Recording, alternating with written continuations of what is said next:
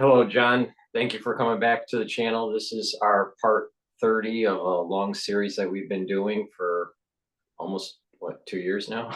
Yeah. We've been recording more than 2 years, but this series has been going on since the last quarter, I think, of 2023. I mean, in a way, you might call it where Scott Ritter and other people have their show number, this or that. This is where we, really said, okay, we're on a roll here. This Right, is right, me right, and Paul for wherever it goes. right. Exactly.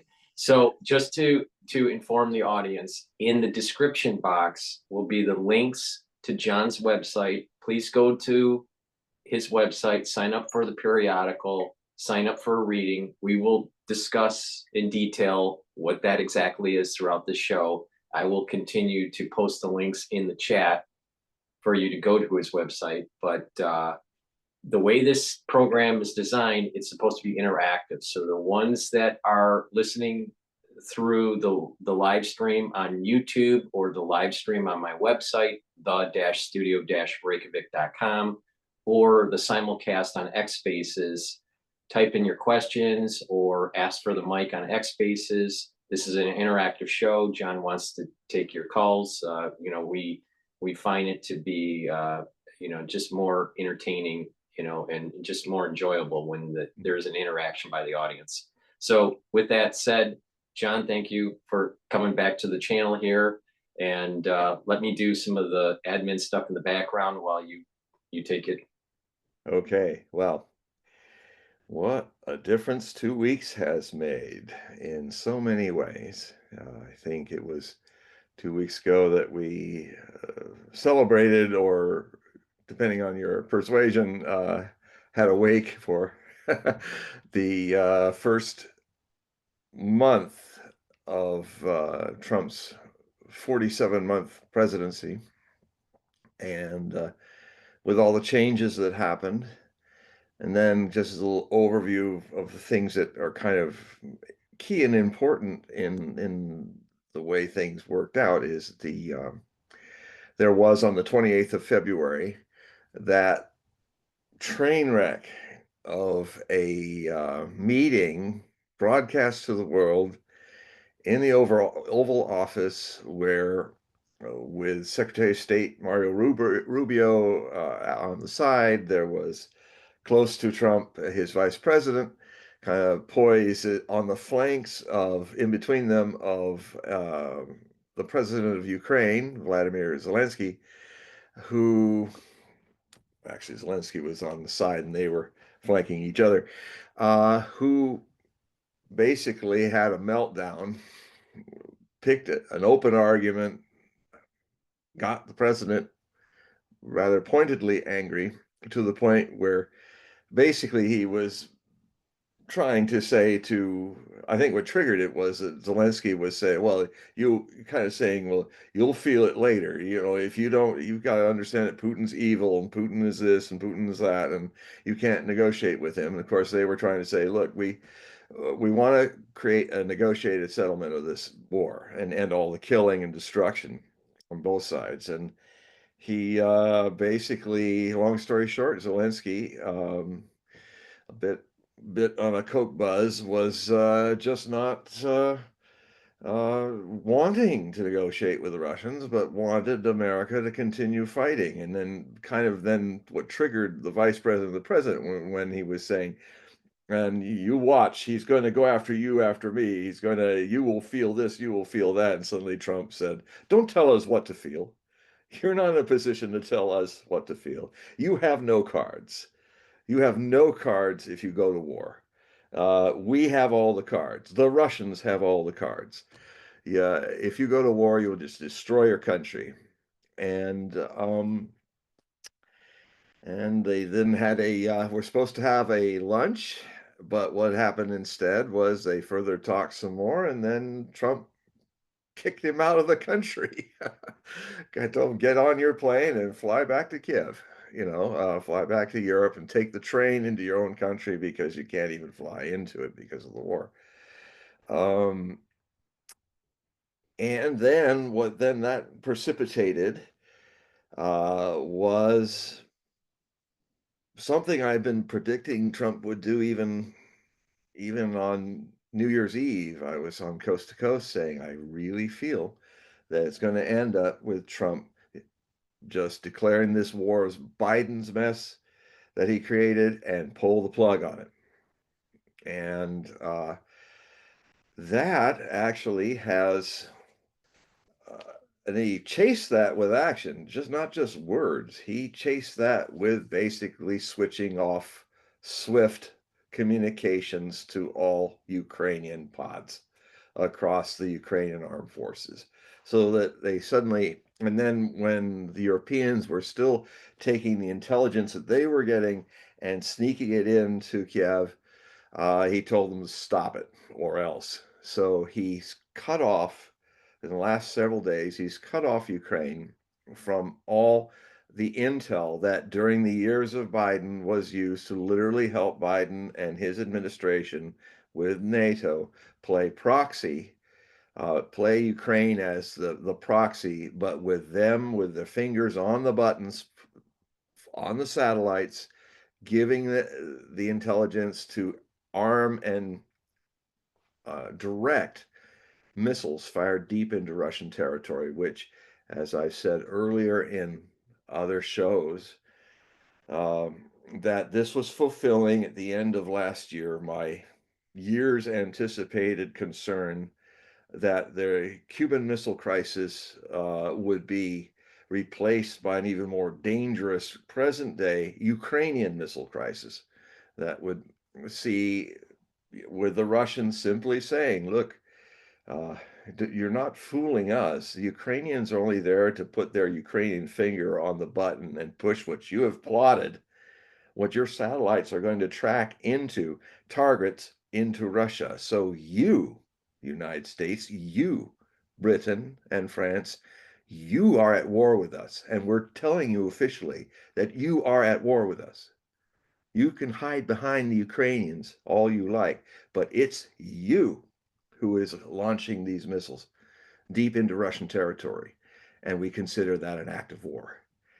That's the biggest nuclear power on the planet telling the second largest nuclear power on the planet and some of the more chihuahua nuclear powers, France and Britain, that this could go nuclear. And it really almost did. When Biden was the lame duck president, he broke all constitutional protocols. And rather than make a calm, quiet, peaceful transition of his administration to the newest administration, as per the people's will and their vote, he actually, through his handlers, Blinken and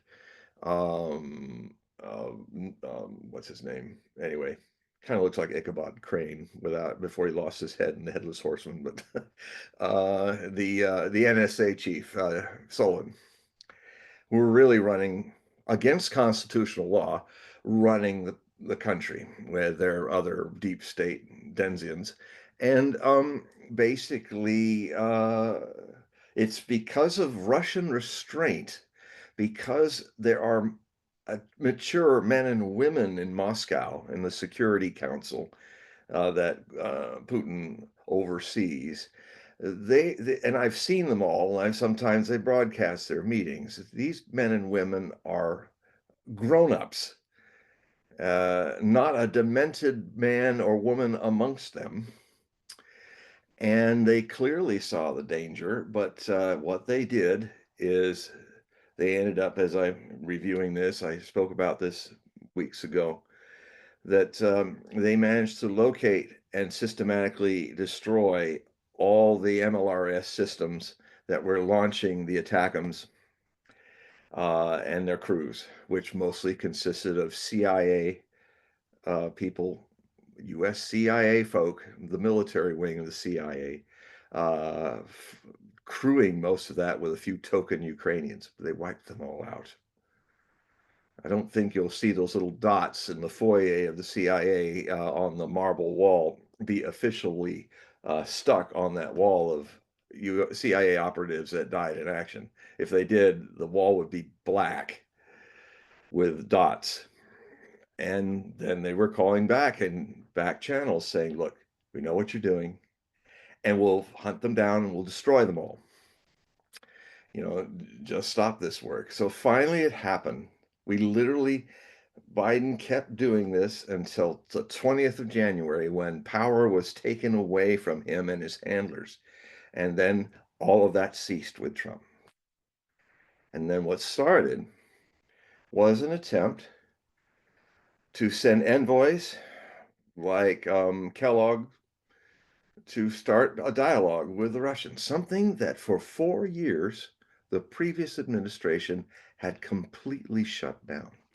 Not only shut it down, but had completely dismantled the US diplomatic presence in Moscow and the diplomatic presence in the United States of the Russians, and closing down, shutting up their properties, their embassies, their consulates, and the same happening in Russia. And so the first summit that happened surprisingly in Riyadh, which is, you would think it would be in Paris if you're going to have Paris peace talks again. But this world has changed. Europe is no longer the center of the world as it has been for 500 years, and it's Western European influence on the United States. The place they picked was Saudi Arabia in Western Asia. And it's going to remain the place where Paris-like peace talks that have not been seen since the Vietnam conflict back in the 70s will commence.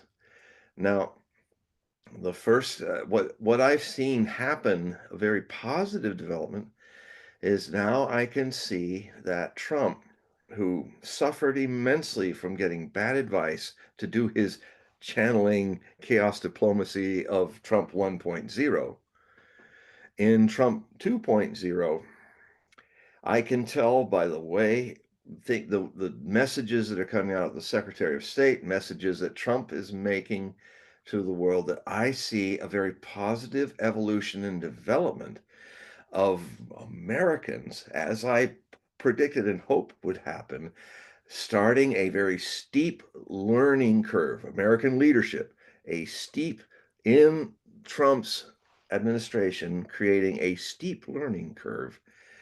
And they're starting to get the real dope. They got rid of the guy who's on dope, Zelensky, and they started talking to these people in Russia. Sergei Lavrov, probably the most skilled diplomat in the last century, speaks fluent English, had been the UN ambassador to Russia in New York, living. I mean, I can't remember a time where Lavrov was not around. I think late 80s. It's amazing how youthful he still is. He's got to be in his 80s by now.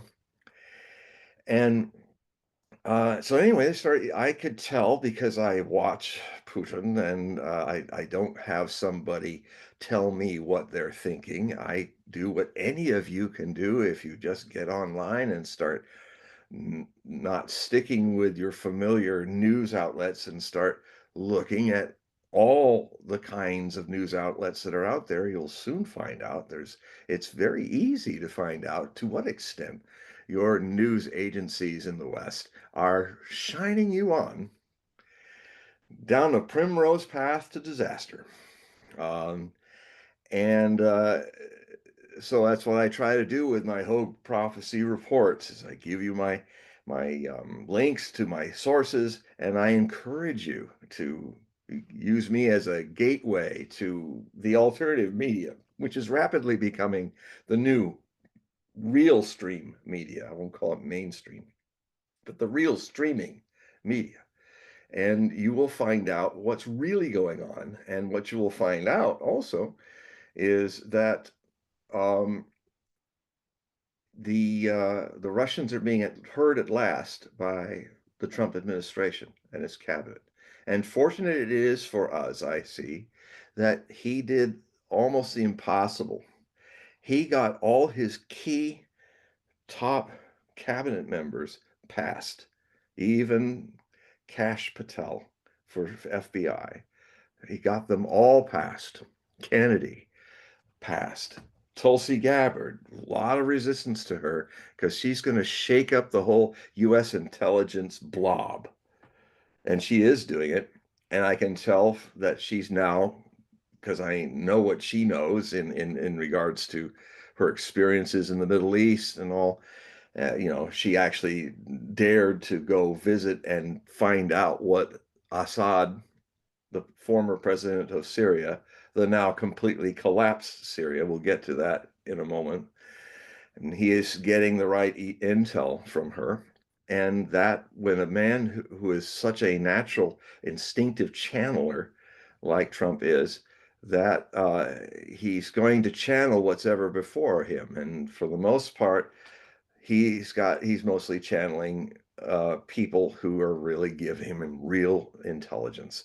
And some of these people actually have, through their chains of associations, um, some of them are linked to some of the sources that I use.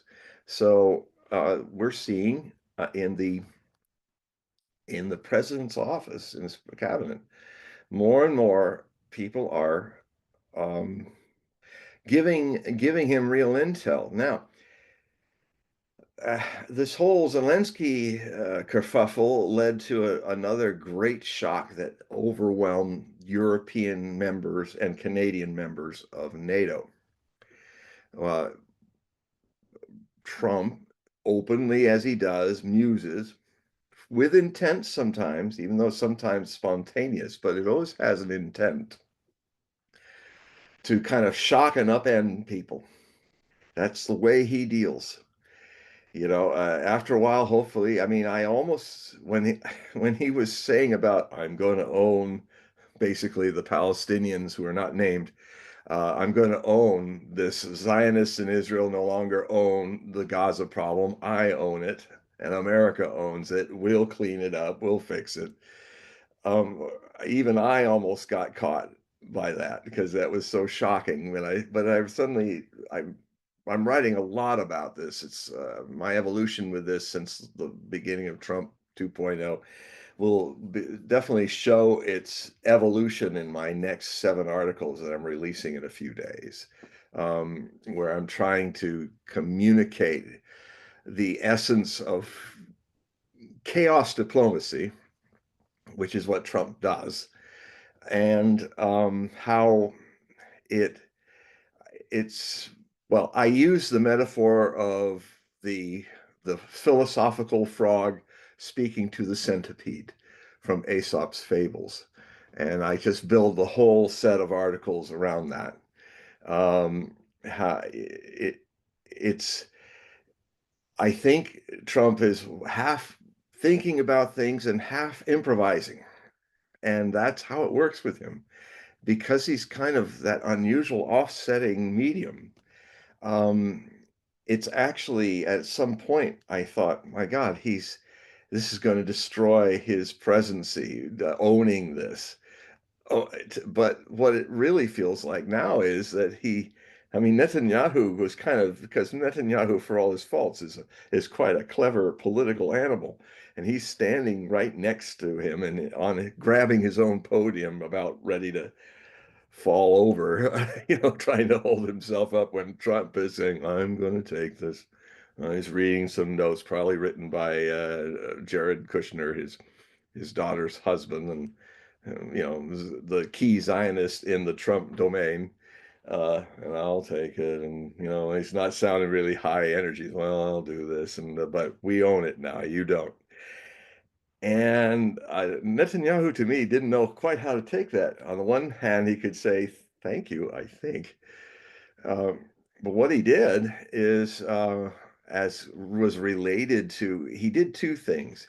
He took he took the power away from Netanyahu and the Zionists, and then threw the hot potato out there that only the leaders of the Arab world could grab, because they had to, because it was just too shocking to be openly, brazenly, although indirectly, never mentioned the genocide.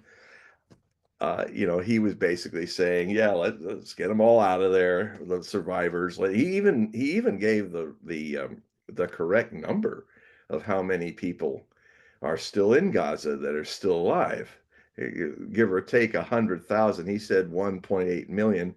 I've been writing since September of last year that it's around 1.7 million survivors. But so everyone, it's like that Mr. Surprise that he is. At one moment, he's not somebody great with facts and figures, and then there, bloom, it just comes out of him, and it's just off by 100,000 to my estimation of how many Palestinians are left. So then it literally, by just kind of not resolving it and just letting it float there in front of everybody's horrified amazement, the reason why the dictator president of Egypt was not present is I think he was already trying to get together a counter offer.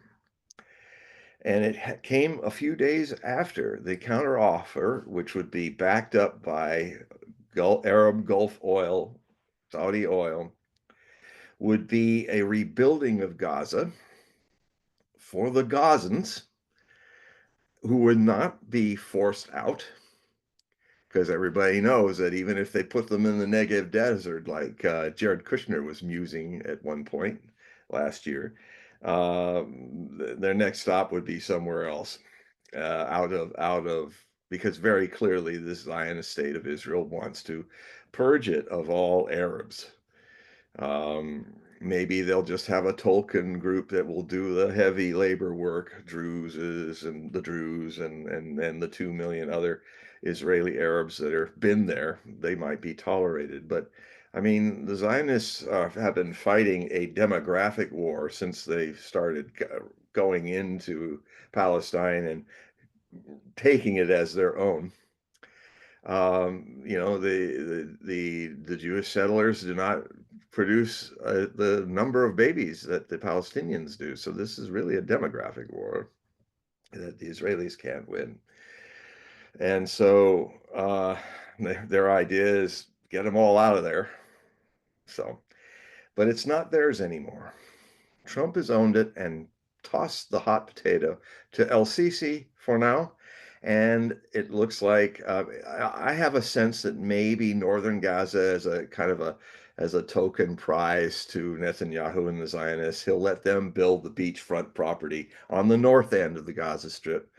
But the other 2/3 of Gaza Strip is going to be rebuilt for the Palestinians, and we're back to square one with a much diminished property, because unfortunately, I think the price is going to be that the West Bank will be overtaken by the Zionists, and the 3.5 million people there will, well, that's another disaster for the centipede to walk through. I mean, the old story is, and I have two versions of the story. One is the basic version from Aesop. The second one is a discourse of my own master, my teacher, Osho, talking about it with a video. It's very entertaining. I mean, he's a great storyteller. He had everybody giggling like children, but basically the story is, there's a very philosophical frog, and he's been watching every afternoon as the centipede passes by his pond and is going for his afternoon walk. And finally he says, Uncle, then everybody laughed when Osho said, Uncle. It's very Indian. So it's a very Indian version of the story. He says, I want to know how are you able to walk with 100 legs, 50 on one side, 50 on the other side? How is that possible? He said, the centipede said, I never thought about it. I never thought about how I walk. That's a very interesting question. You seem to be a very knowledgeable philosophical frog. so he said, well, okay, I'll try to think. I'll put my first leg, then my second, and then he fell over. And he's completely messed up. All the legs are tangling, and he's saying, now you've ruined my life. You have, I can't, please help me get this idea that you put in my head out of my head. Otherwise I'll constantly be falling over. And then the frog said, "Well, I don't know what to do because I am just a simple frog." So, uh, the story actually goes that well, what Osho did was really great with it. He took the story out of that and said, "There's always people who are trying to tell you or to look at how do you walk that way, how do you do this, how do you do that, and what their minds are kind of completely not able to deal with the innocence of sometimes it's better not to think and just do.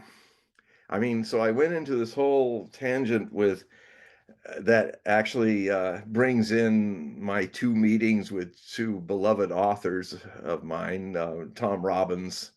I met once, and he just died recently. He used to live just a few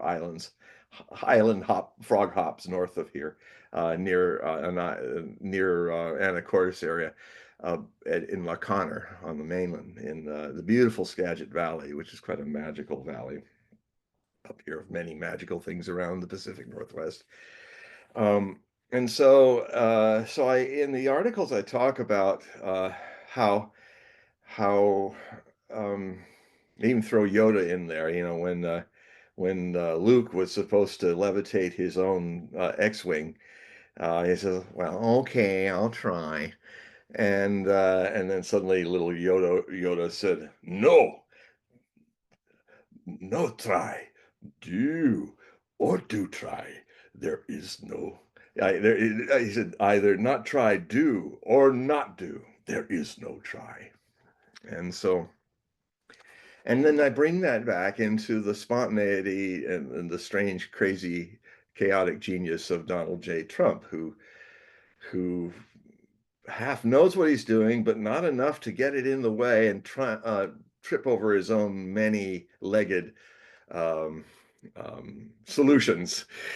And then I took it back into how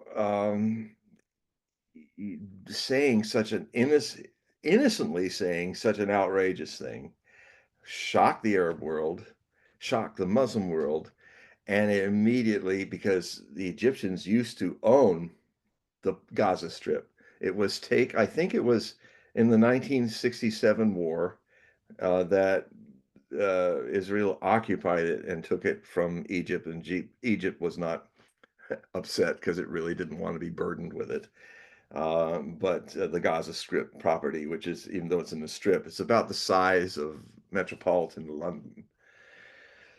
And until recently, one of the densest populated urbanizations on planet Earth. And so anyway, what also happened is that in despite the taking the problem away, and now it looks like they're negotiating to get Egypt to run it, with Arab help and Gulf money and Saudi Arabian money to rebuild it. And then of course I talked a lot about this weird thing that came up out of Truth Social, this called Trump Gaza. I have the video in my articles, and Trump Gaza is this very strange. I kind of looked at it and said, I mean, it's so in bad taste that it's actually hilarious. It starts off, and you see the ruins of Gaza Strip and all that, and then all these kids run out of the ruins, and they suddenly open up into this beautiful future where the beaches of Gaza are beautiful. There's these beautiful high rises, and the Hamas fighters are no longer in their camouflage anymore. They're still got their green arm headbands on, but they're dressed in drag and have long hair, and they're dancing belly dances on the beach. It's like, and then you got Elon Musk, who is eating a lot of great Middle Eastern food, and he's got the kids around him like he's kind of their Pied Piper. And then there's a shot of Palestinian kids, all clean and in good clothes, jumping up and down to grab money, American money, falling out of the sky. And And then there's kids with balloons, with gold balloons that are shaped like Trump's head. And then there's a bunch of rows and rows in shops where people can buy Trump in a lounge chair, Trump doing this and that, all in gold. And then at the end, there's Trump as a huge statue in the middle of the boulevard of the new and improved Trump Gaza. And which kind of harkens to the golden calf, it's like, so all the Gazans, that if they could watch this, and the whole Muslim world, it's just like this sleazy, kind of Trumpian, sleazy New Jersey casino bump and grind kind of thing, with him kind of playing the golden calf. It's almost like, well, this is kind of a metaphor of shock that Trump does. And I hearkened back to his first season of with the OJs singing money, money, money, money, money. And he's swaggering in, and he's doing his swagger. He's got the Trump helicopter. He's got the Trump jet flying over New York, and then there's Trump Tower 1, Trump Tower 2. And then these guys, you gotta have it, you gotta need it, the money. And then he's good. And he says, it's bad, it's bad. And then almost like he's trying to be as bad as Michael Jackson is. I'm bad, I'm bad. That bad is good. Being moneyed is good, bad. And the collision of paradoxes, classic to Trump's nature, is a Gemini with a Uranus conjunction. And I will put that aside, and we've got our first question. Comment. Okay, Don, if you're the one that asked for the mic first, so go ahead. Yeah, I was going to ask John about his understanding of the relationship that Kushner has with Netanyahu, or at least Kushner's father has with Netanyahu. Well, yes, it's quite a close connection, so close that when Netanyahu used to frequently visit the United States, he would they'd set up an extra bed in Kushner's room when he was a boy, and he'd sleep in his bedroom in New Jersey. So yeah, it's kind of close family ties in a lot of ways and associations. Of course, Kushner's father later had gone to prison, I think, for doing some bad, rather criminal real estate deals. So yeah, I mean, it's and where I was leading this is I look at Trump as not one person. There's no way in my mind Trump would take on this, whatever he's taking on right now, without having some type of guarantees about his safety for him and his family. Because he's been involved in real estate in the 1980s in New York, and we were going to have to go up against the mob. And one of course, his lawyer was Roy Cohn, who was, of course, ends up being a lawyer for the mobs, but also, of course, was the lawyer for McCarthy during the Red Scare. And yeah. So yeah, well, I think my point is he's a person who understands the deal, and he understands you never go into a deal in which you can't walk away from it. So I think Trump understands the game of politics.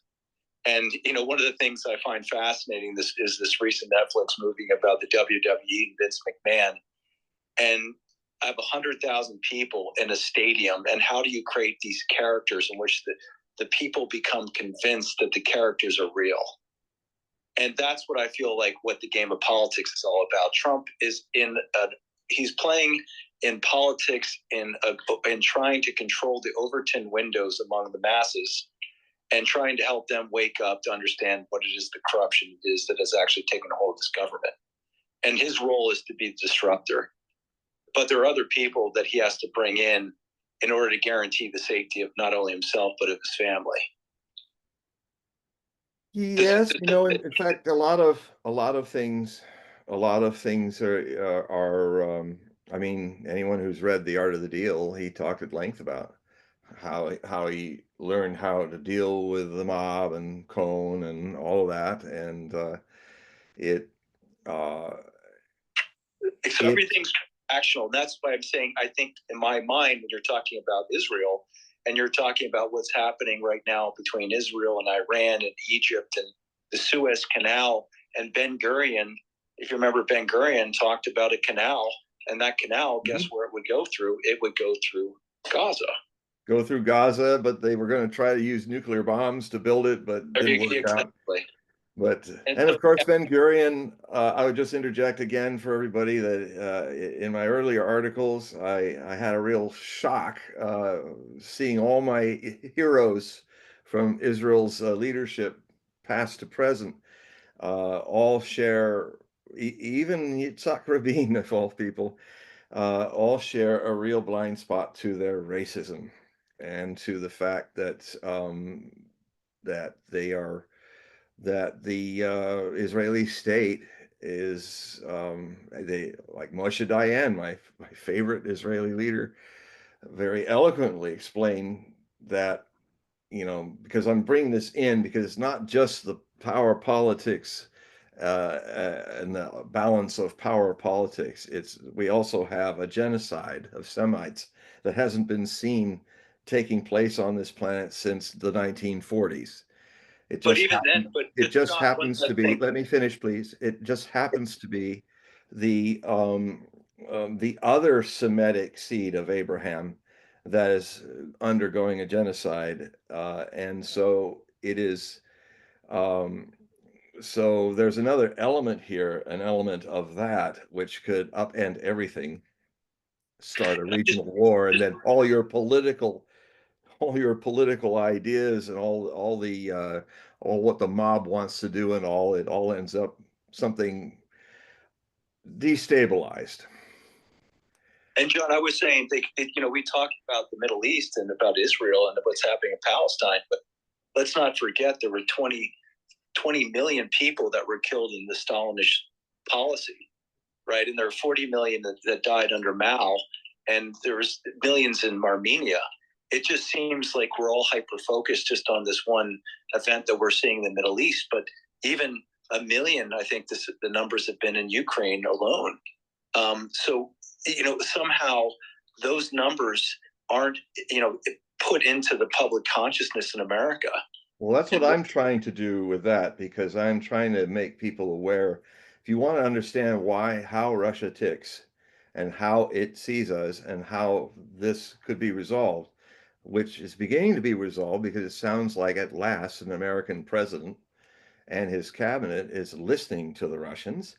And already, even today or yesterday, Trump said, you know, I'm having an easier time with this problem with the Russians than I am with the Ukrainians, and I'm thinking of just pulling the plug on them. You know, if they don't come around to negotiating, the Ukrainians, who have lost 1 million dead and 2 million injured and wounded, the Russians have only lost 120,000. That's one of the biggest lies is the Russians have lost millions and they're doing human waves and all of that, just like this was World War II. Well, it isn't. The other thing too is that Russia, I come to this theme a lot because it literally, to understand this, will understand what will happen, good or bad, in these attempts. That Russia for 800 years has been attacked by Europe, invaded by Europe, a Europe that wants to take its resources, break it up, and subjugate the Russian people.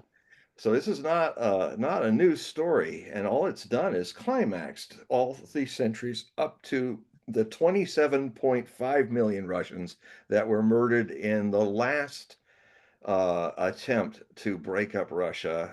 That was Europe, now Nazi Europe at that time. Many European nations were in the Axis at the alliance at that time, invading the Soviet Union in 1941. And, you know, little things that really get the Russians going. It's like when Trump made the mistake of saying, yeah, well, you know, and even the Russians helped us win World War II. Oh, it's like, I could imagine. I said, well, I can just see the stoic Russians rolling their eyes across 11 time zones after they hear that, because they actually watch the news around the world. I'm amazed how the average Russian on the street knows what's going down around the world. They are exceedingly literate in global issues. But John, one last thing on that. I keep going back to, I watch the WWE and I look at the American people as those people sitting in the audience. And the genius of Vince McMahon was he understood you always have to have a heel. And that is the genius of the military industrial complex, is they create the heel. And the heel has been Russia after World War II. And then after World War II, it was Islamic. That's over now. That's over now. That is completely over, because the military industrial complex of America has been exposed by this war as being a profit-based, not purpose-based, big, bloated, corrupt mess.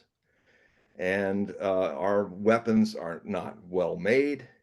They are, the F-35 is what, how many trillions of dollars they put into that thing, and it's still only one out of four F-35s is functional. The other three are usually in the shop, making more money for the military industrial complex. What people are seeing is that the Russian military industrial complex is purpose-based, and it creates much better weapons. They're ahead of us by 10 years in hypersonic weapons. And we push them there by dismantling the INF Treaty, the ABM Treaty, and just putting away all the checks and balances that could prevent another nuclear arms race. But John, the thing that I just want to remind, I try to remind everybody I can, is that the powers that be, the puppeteers, all they need is a false flag event in a media that still hasn't identified the enemy, so they can create the chaos. And as long as the heels are in place, the narratives are in place as to who. I just told you they're not in place anymore. But let me say, I would disagree with you if you still poll the average. You watch the next few years. I agree. Let us let time and events. Let us let time and events be the judge of both of us. Well, I think what you're seeing happening now is he's trying to move out of NATO and the UN. What's happening now, Europe, though, and the governments in Europe will have to now fight for their survival, and now their survival depends upon a war with Russia. And so they could provoke a war. And if something were to happen to Trump, or perhaps there's an assassination attempt on his life, and they blame it on somebody like Iran, which they try to do at Butler, then if the narratives haven't changed in time, then they can provoke the American people to react in a way in which they want them to react, and allow us to go back on their timeline of events that lead us to a totalitarian nightmare. Yeah, you've got to, with all due respect, you've got a kind of a world view that kind of is a bit simplistic, I would say, and kind of trying to bring order out of chaos. That there's things changing now. For one thing, yes, that's what you'll hear on CNN and other places, what Europe is doing, and certainly Europe is freaking out. I was just before you called going to go into that, and now we can go into it. Is that John, no, please don't interrupt. Let me. Yeah. Listen, please. The thing is that Europe has nothing that they can build. They don't have a military industrial complex.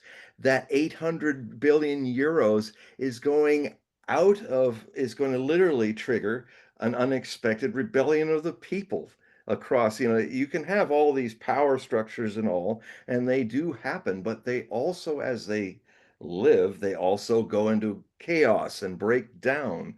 For instance, we've been running a certain show with Europe dominating the world, the West dominating the world. That system is breaking down. All these systems eventually break down. Like anything in a changing, phenomenal world, they have a life cycle, and the Western domination of the world is going away. It's, in fact, been an anomaly. Most of human history has been more Eurasian centered than to the very beginning of human history. And every once in a while, the West kind of gets involved. And then we send them back to their mud huts until they have another crusade and stumble upon another maybe Arab Renaissance and go, there's something better. They got medicine here. They have hygiene here. Well, we're kind of going back maybe into a mud flat again situation. Maybe not. But the thing is, the the um, the European Union to militarize, I think, could very well be the trigger that causes the spread of revolutionary things that are beginning to happen in the United States, just like the last cycle of Pluto, the last orbit of Pluto, which happened in 1776 with Pluto in Capricorn, created the contract, the blueprint of modern democracy. And then in the following year, when it moved into Aquarius, it activated it from theory into a real spread. I mean, the 1777 to the end of the revolution was a very active,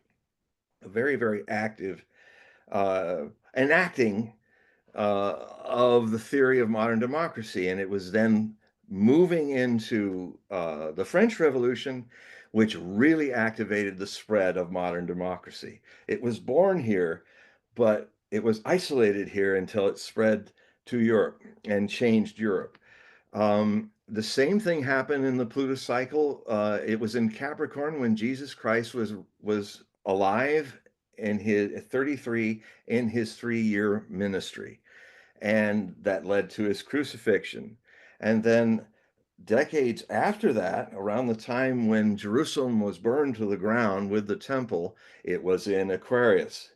So, the Christian world, the Christian mission really began after Christ had kind of had the blueprint and then was crucified.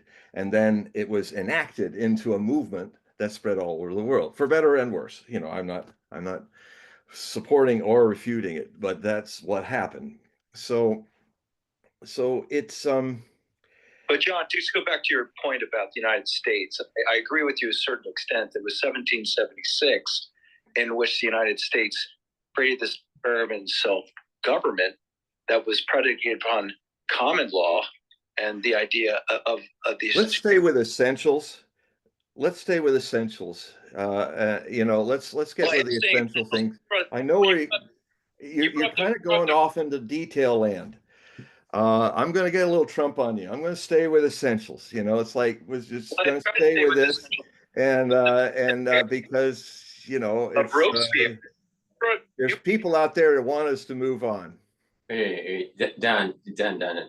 Because of the way this is set up, if you're talking over each other, it doesn't record really well.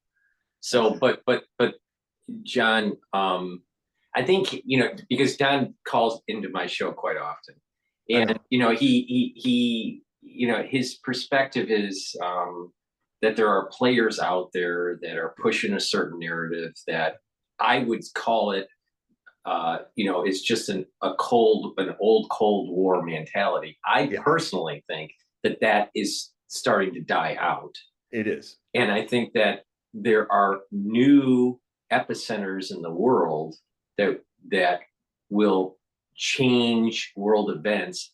I personally think it's in the Middle East and in Asia. I think Taiwan's a major flashpoint, and the BRICS.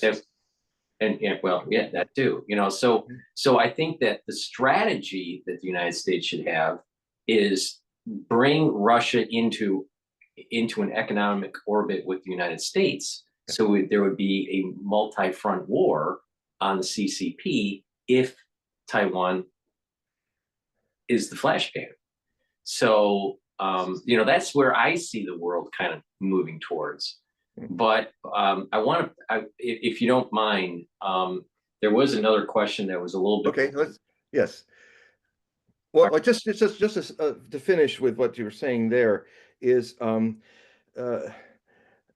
Brzezinski once warned, never let Russia and China unite. Well, now they're united. So that whole paradigm, they may try to pull Russia away. And actually, what's going to happen in a more kind of Trumpian, Aquarian, Uranian way is he is actually looking at something more like McKinley and Teddy Roosevelt were looking at as presidents. He's looking at a world, he literally with a thought ended the hegemonic era. He just told Rubio to say in his first speech, well, that hegemonic era is over. We are now seeing ourselves as one power amongst two others, maybe India later, I would conjecture and introduce, but the big three. I literally think the big three is we might even have Yalta too, but it'll probably be in Saudi Arabia at some point, where they're going to it's going to be a different paradigm. It's not going to be the old Cold War paradigm. It's not going to be the paradigm that Don was born out of the half a millennia of European dominance. Europe is not going, and Europeans are not going to be dominating the world like they were before. The Chinese are going back to do that. The Russians, there's also going to be a shift from east-west to north-south that is already underway. And that will see, you might even see Brazil become a very significant power in the world. And three of these powers are in also the BRICS. The other big thing is the BRICS is actually the basic structure that the multipolar world that even Trump and Rubio as the Secretary of State are saying we are a big power in a multipolar world. We're not in a unipower place anymore. So all the things that got us there, the Cold War and all that, are these things that are these other forces are trying to bring up and bring back, and it's not going to, in my view, in my prediction, succeed. All right, John, there was another question that someone typed in the chat. Kent asked about what you thought about the lunar eclipse, but before you answer that, I'm not sure if you're aware, but I didn't know there was lunar eclipse. there's a lunar eclipse, a red blood red moon, the blood moon, I think is what it's called. Blood moon, yeah. That's happening on I believe it's the 14th of March. Of March, yeah. Okay. My understanding is it's on the second day of Purim. Now, are you familiar with the story of Purim?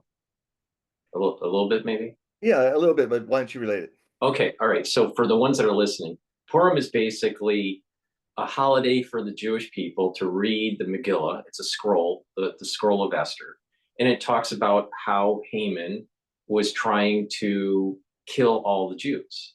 And Esther, the queen, convinces the king that Haman was, orchestrating to kill Mordecai.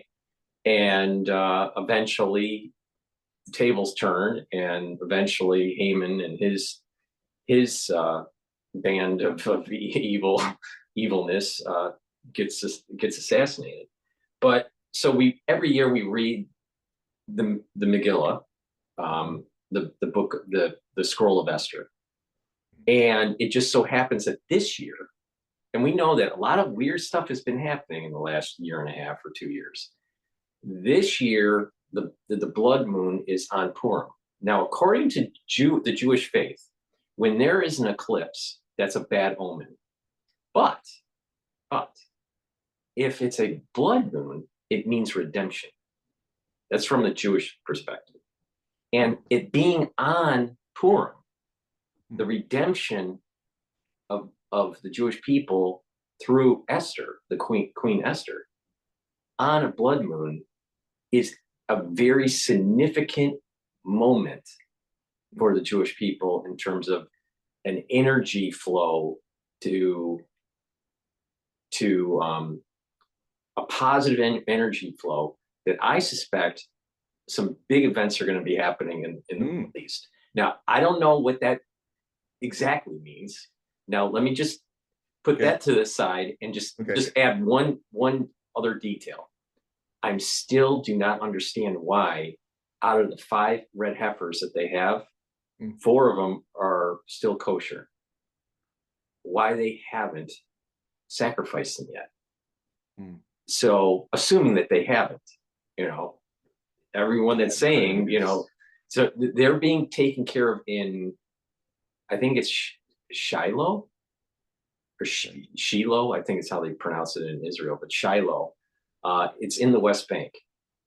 So I'm not sure why they haven't been sacrificed, but I would not be surprised that they're sacrificed before Rosh Hashanah, which would be September, October of this year. And this blood moon with it coinciding with Purim is a significant, there's a religious significance there that is very positive for the Jewish people. So with that, just with that backdrop, go ahead. You know. Well, the other side of the Esther story, also that some people, I think the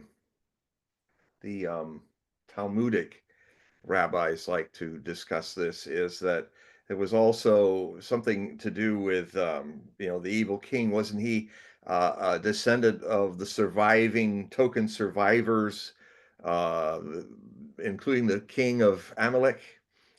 You know, that there was this whole issue of that there was the hand of Amalek was enough Amalekites had survived to be a part of this attempt to, you know, cause trouble for the Hebrews, that Esther had them wiped out, the last survivors of Amalek. So there's that side of this too, because this whole thing started with Netanyahu back decades ago in a mistranslation of Farsi, when it made it look like the Ahmadinejad, the president of Iran, was saying that Israel would be wiped off the map. And his response through his offices was, "Think Amalek."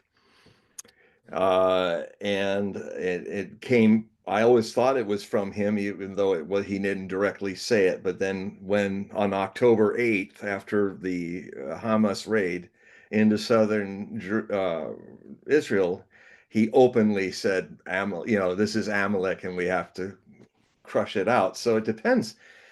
It depends which side of the Hebraic view you stand on. I mean, I would say 97% of the current 7 million people, according to polls in Israeli newspapers, are basically saying that they're all for, you know, they've at least united with the tribe. Let our tribe survive. We'll do whatever we need to survive, and do what, even if it's unspeakable things like the genocide of the Palestinians and all, because it's a fight between two tribes. It's survival of the tribe. So it's not. It was kind of shocking to find out that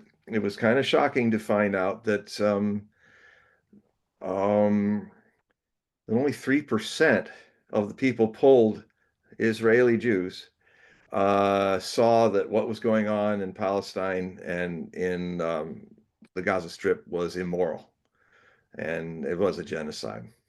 Otherwise, everybody else is fully on board. So you might say they would look at this Purim situation as maybe some defeat of Iran, you know, the destruction of Syria, utter destruction now. Now there's widespread mass murder going on because, well, that's what happens when you restore the people who used to run ISIS and Al Qaeda into an Islamic State setting that is Syria, which is ongoing right now. Thousands of people are being murdered. Thousands of Christians, thousands of Alawites are being slaughtered.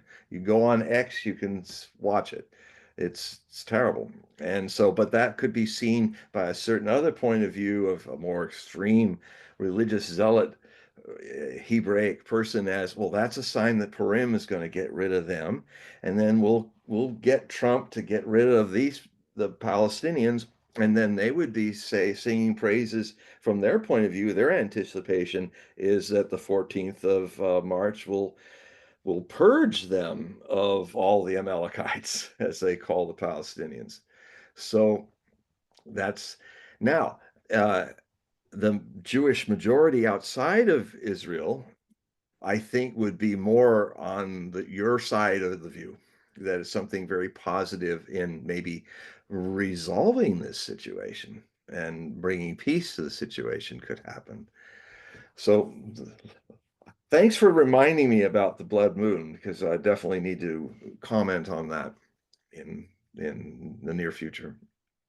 Well, what's interesting, like the book of Esther, how do I want to phrase this? Once we go past the Messianic age, the book of Esther becomes more significant, and some of the other books less significant.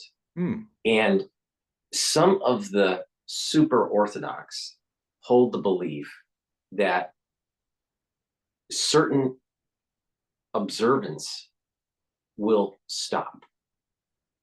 Certain Jewish observance will stop, and the book of Esther actually becomes a core book, but instead of just a side scroll. All right. So there's that part of it.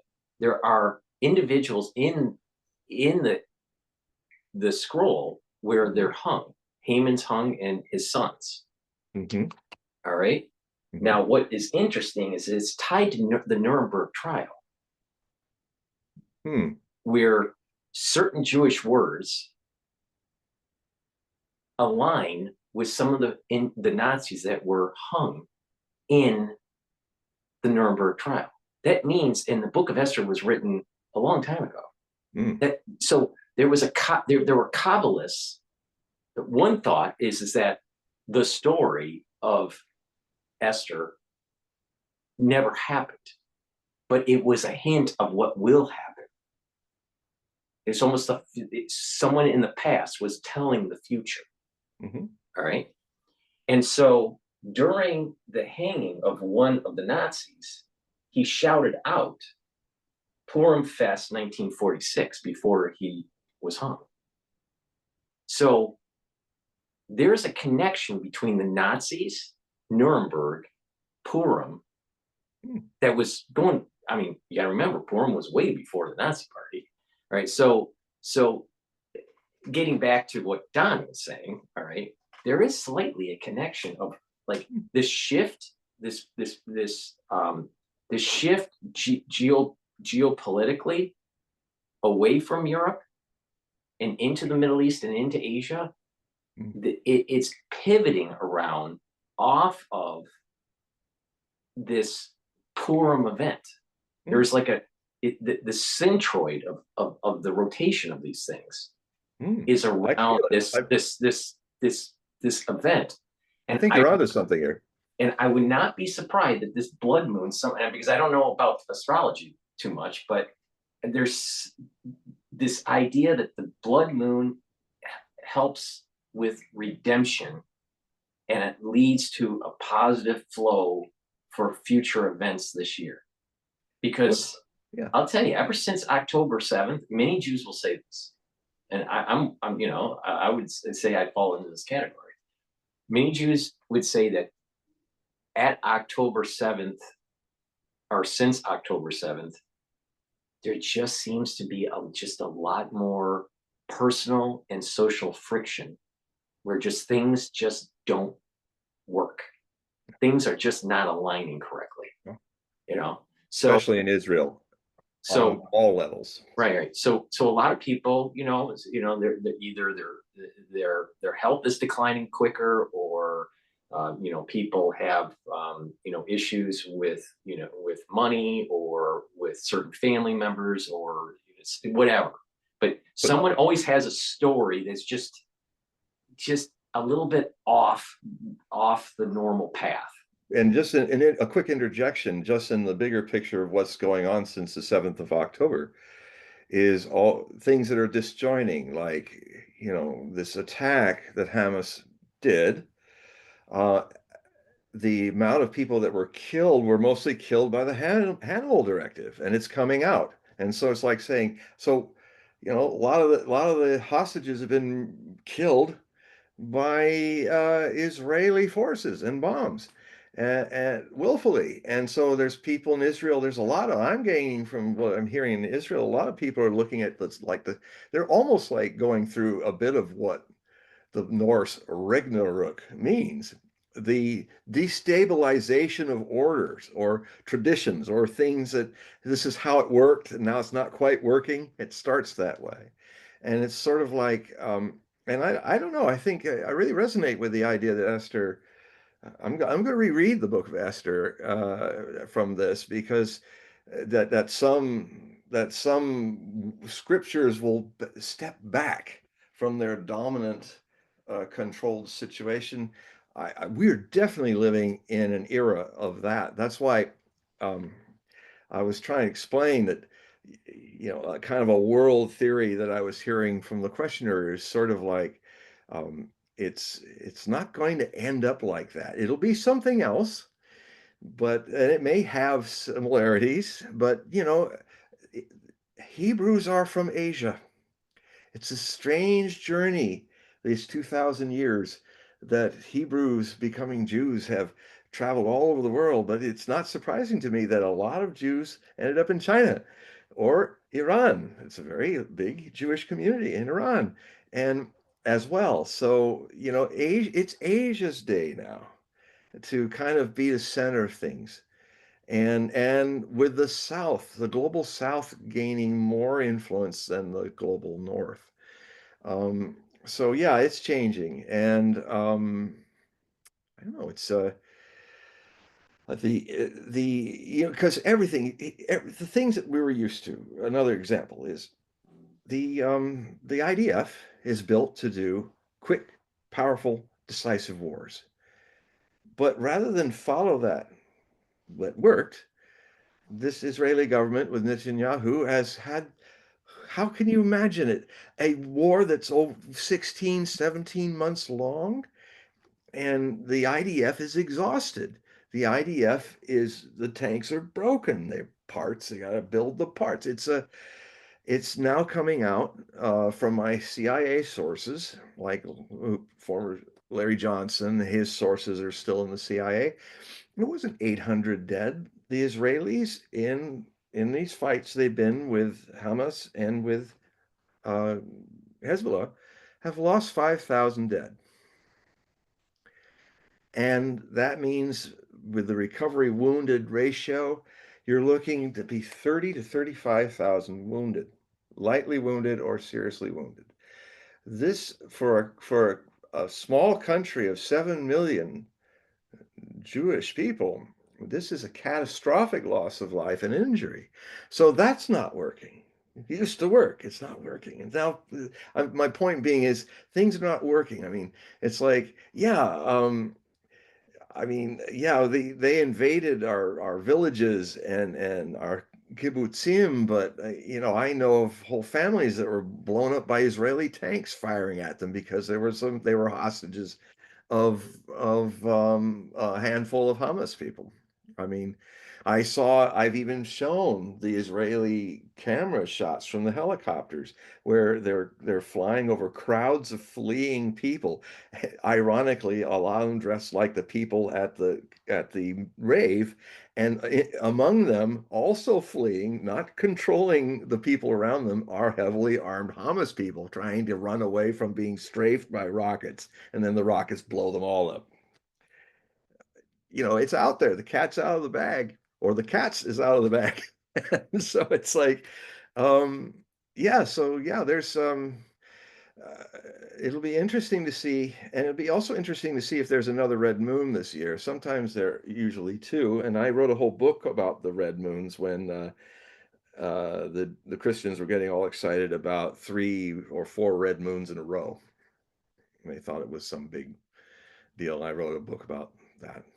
One of my 52 books. Well, what is interesting is some rabbis that are knowledgeable in this subject matter is saying that that Rome or Edom is the term.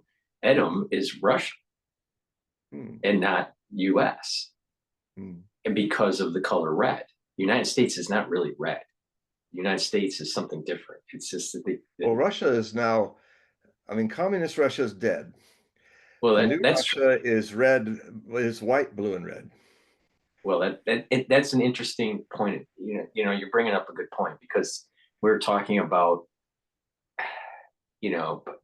pre-Berlin Wall, post-Berlin Wall. Yeah. You know, And see how subtle it is. We all have it. Is how subtle is the old lingering, building our worldview on something that's still echoing to something that's been dead since 1989, the Cold War, the first Cold War.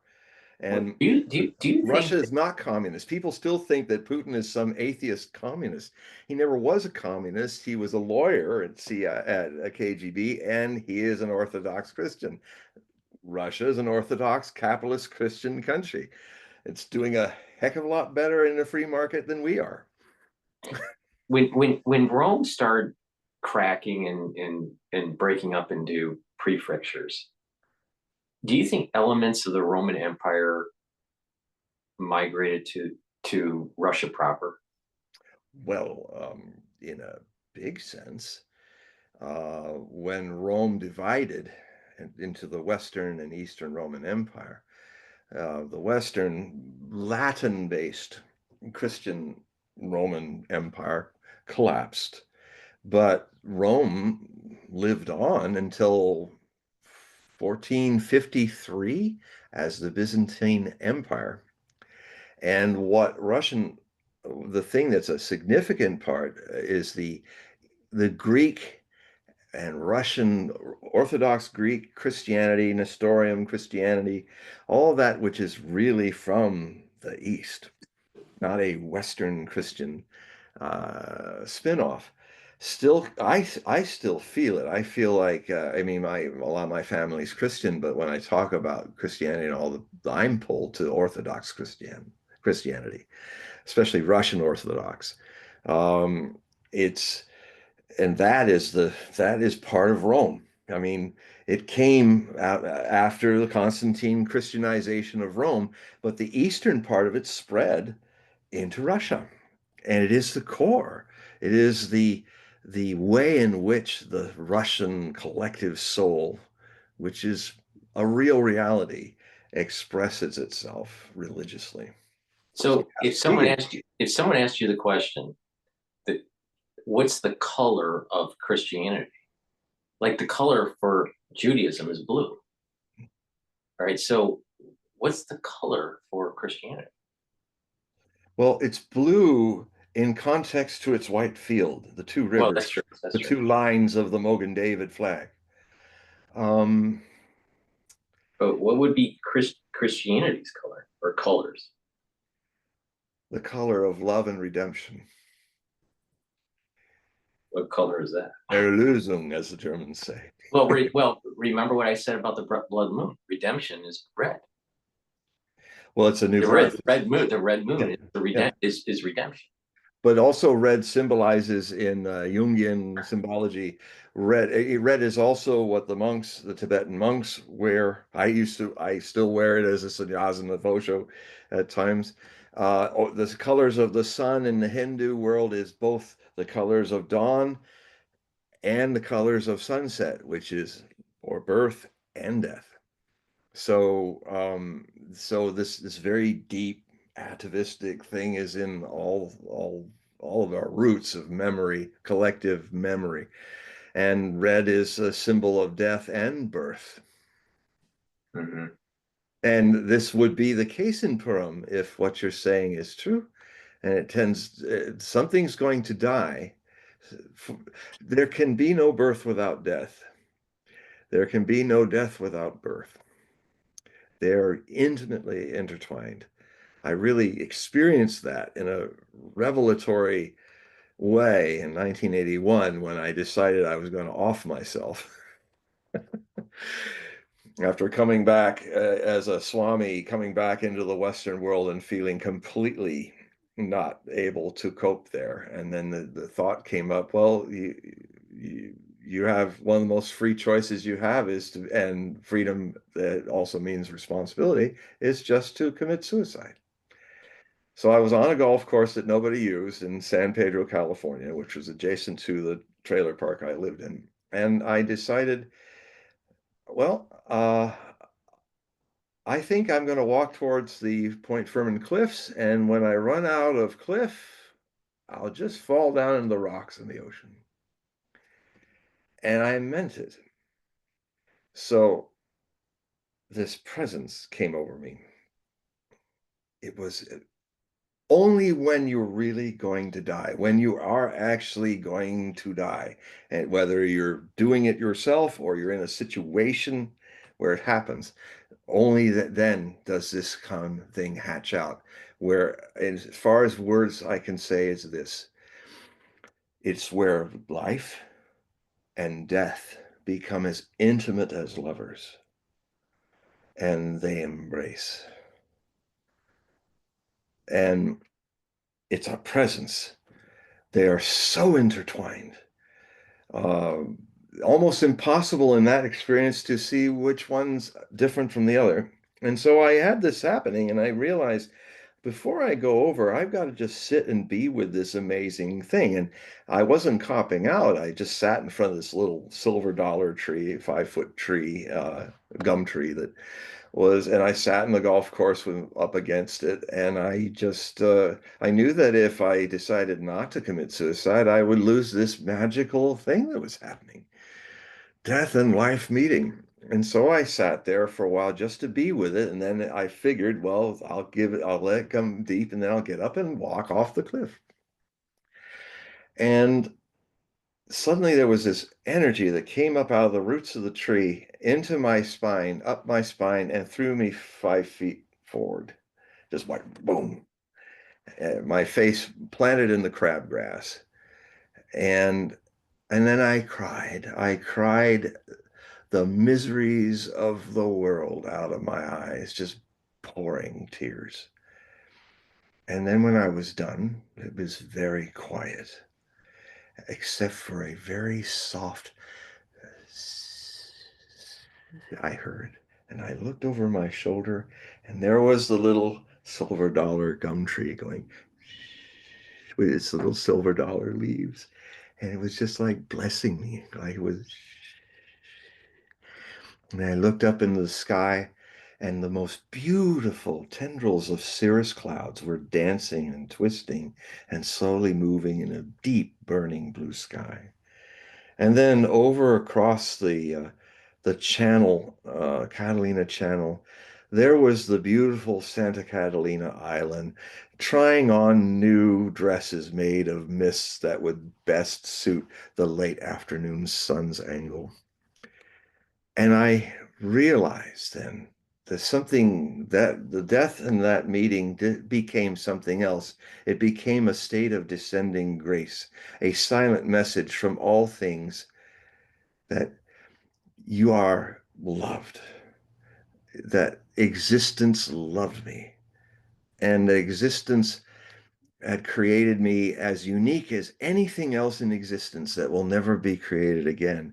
And therefore, whether people are aware of it or not, it is very, very precious, this life. But I had to get to the point of ending this life to be awakened to this.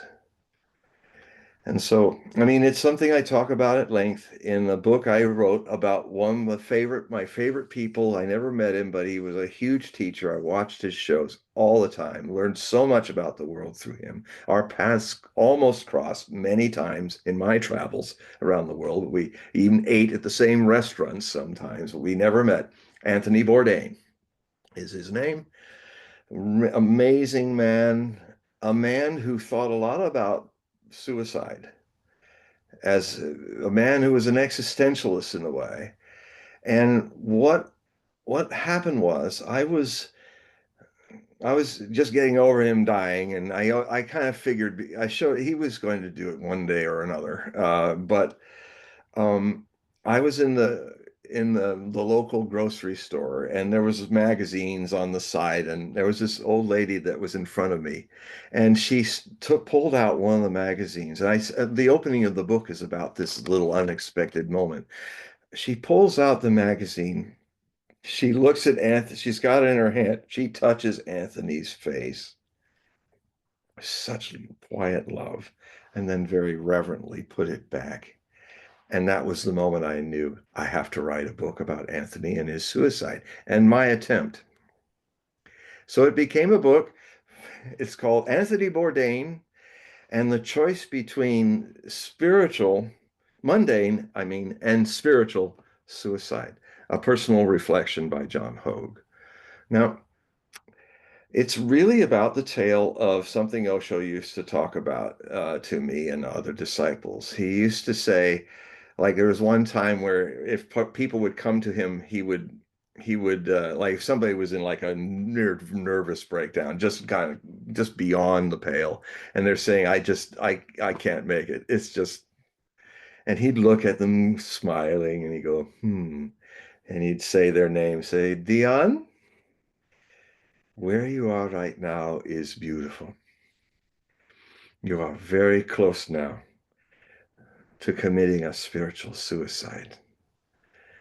Now, a lot of people hear that phrase. I think it's one of the reasons why this book doesn't have a lot of readers, even though I explain it in the introduction, that it's not a bad thing. It's not like you're killing your spirit. It's about what happened to me, what could have happened to Anthony Bourdain, because he had the potential. But when people like Anthony Bourdain think about suicide, I don't see that as something sick or anything. I see it as, now there's somebody with spiritual potential. Everybody who's authentically trying to seek their inner truth thinks about suicide. Even Shakespeare must have thought about it, because how else would he write for Hamlet, to be or not to be? That's the question. That whole soliloquy is exactly about the kind of people who really want to find, even if it kills them, find out what the truth is. And so shows potential to me if you think about suicide that way, not impulsively, like, oh, I'm not getting what I want. No, impulsives, just a fool's game. But where you really think about it, where you're confronted with it, whether you want to be confronted with it or not. And so the difference is that when this thing happened to me in 1981, I used the metaphor of I ended up staying on the cliff, and my misery went over and crashed into the rocks and waves. My identity with misery. It died. It committed suicide and left me on the cliff in the golf course with the tree. And so what has happened since that time, all these decades hence, is that the misery it's like a dead tree before me, cut in 1981. And it's still there, but I'm not associated with it. It's separate from me. And like plants do, that's why we love flowers and flower pots. I mean, we killed the flower, but it's still kind of showing, it still has a residual life. And the same in pine trees up here in the Pacific Northwest. Sometimes the branches that are knocked off by windstorms, they stay luscious and green for 6 months until they start slowly losing the pine needles. Well, in the same way, these long-held habits, life after life, that we keep collecting and focusing on, they have, it's just like if you suddenly are, if your problems are a bicycle called misery and identity, and when you start as a meditator to see how it's not driving you, you've unconsciously been trained to pump the pedals and make the misery go on and on and on. And what will happen in meditation is you will not stop the bicycle. You will have these moments where you stop pumping it. You'll see yourself more and more pumping the bicycle of your identity and misery. And then you'll stop. And then you'll stop more. And then one day will happen where you simply stop altogether. But the bike is not suddenly going to stop and give you whiplash. The bike has entropy. The bike has momentum of habit. And you'll see yourself on that bicycle, and those miseries will keep running with you until the bike suddenly stops on its own accord and you simply walk on. This is a subtle metaphor of things that I'm trying to say that are really beyond words. But that's what the book kind of looks at. Do you think that women or men think about suicide equally or different? They think of it like men and women equally uniquely think of it. I think both men might hide it more. Women might find a way to express and freak out about it more, although that's not also a given. But the a lot of men they'd rather drop dead trying than face the fact that they really don't want to keep trying anymore. So it's different, and of course it's different to people. But the main thing that is not different fundamentally is the mundane way of committing suicide is always impulsive. It has a quality of impulsiveness. The existential feeling of suicide is something that one witnesses and lives with, and either does it or finds a way to see beyond it. I was reading a folklore book about different folklores tied to Buddhism that's in Japan. All right. And there was a common theme with the folklore. And it was dealing with, I think it was the Lotus Sutra. Mm. And they kept on, to be able to heal themselves, they kept on reciting this Lotus Sutra. I don't know what's in the Lotus Sutra, but the thing is there was this common theme about a monk is being tested or someone's being tested, and there's a spirit that's involved in their life, and somehow they have to repent, and they're using the sutra to repent. In some of the folklore, they die and they come back to life as a different animal or creature, and something happens, and then they end up being something happens in the story. They either die or something good happens, and then they go on into the afterlife, with a better soul. I don't know much about Buddhism. Well, So basically, the Lotus Sutra is in the most fundamental elements. Is when you see the lotus, it's not just seeing the lotus floating on the surface of the water. It is seeing it with more sensitivity and seeing how what makes it so great a metaphor is watch it in the monsoon rain, what a lotus does. The droplets do not make it wet. They just are like beads on top of it. So, the rains of life happen, but the lotus is not wet with them. It still remains dry. And if you look at the whole lotus, you have to look at the roots as well as the flower and the mud in which it's growing out of. The mud is the suffering of the world. But, sometimes, shitty mud, just there. I've seen a lot of lotuses in India. And so out of the muddiest, dirtiest gook comes the most beautiful flower that can take the rain and not get wet with the identity of it. The other thing too is that the Sahasrara chakra, when it starts opening up, sometimes people normally, if they're very sensitive and if they're having a very beautiful sexual orgasm, you'll kind of understand there's kind of a point. In fact, sex has actually been a great gateway for religion because people would lose themselves in sex, and there'd be a few moments where their bodies melted away, their mind, there's no thinking, but there's this absolute melting away ecstasy that almost comes out of your head like opening flower petals. That's why they use that symbol from prehistoric times of the lotus flower. So the two ways in which people started to have religious experiences began with having sex and having an orgasm, or having become aware of memories of the 9 months in the womb, where they had no. I had that experience as well, where you had no identity. You were just floating. Your universe was your mother's nourishment, and you had no cares. You were in the Garden of Eden. And every birth is the Garden of Eden story, Act 3, where Adam and Eve are cast out. So go ahead. So Darren Green has a question here. You know, we're talking about the lotus, but what about the lily pad? Anything spiritual about the lily pad? Or no? Well, I'd have to consult my past lives as a frog here.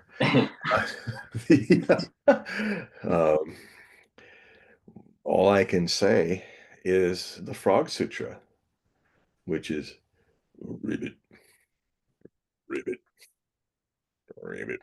You're joking, right? There's no Frog Sutra, right? I just created it. I just channeled the Frog Sutra. I never knew myself there was one. It just happened.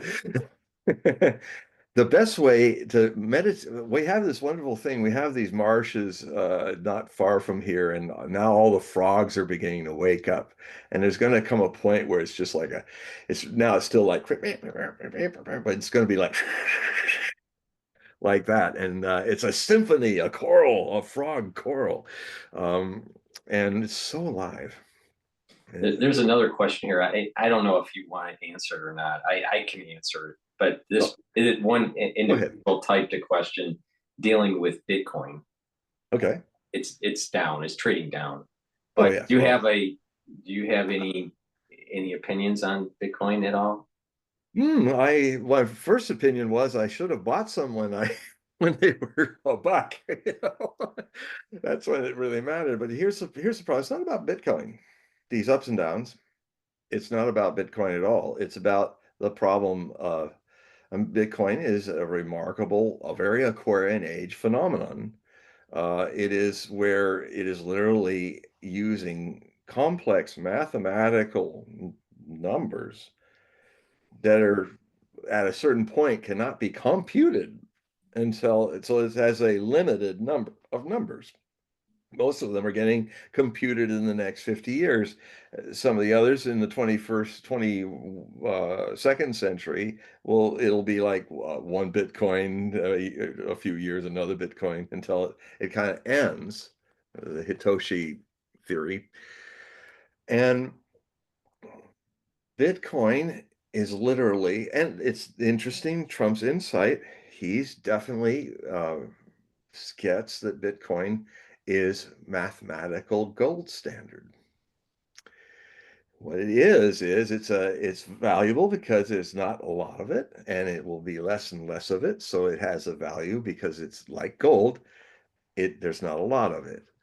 But the problem that is causing the ups and downs is that Bitcoin is not yet capable of really being a monetary transaction maker.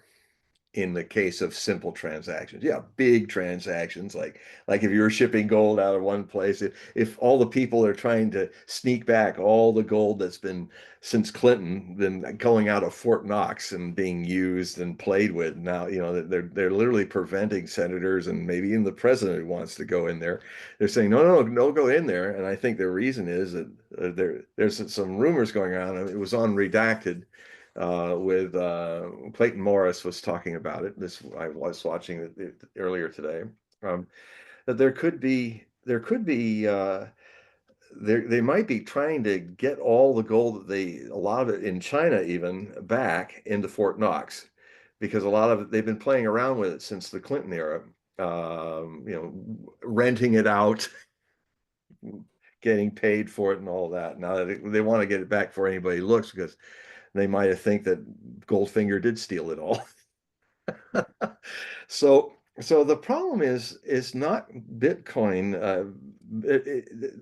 Bitcoin, geeks and brain wizard people, they can buy and sell with Bitcoin. If you're Mr. Saylor, the multi-billionaire guy, yeah, it works. But if you're Joe Blow on the street and you want to buy a hamburger out of a unit of Bitcoin, even when Trump was at a place getting a shake or a hamburger, I mean, he was there, he was learning.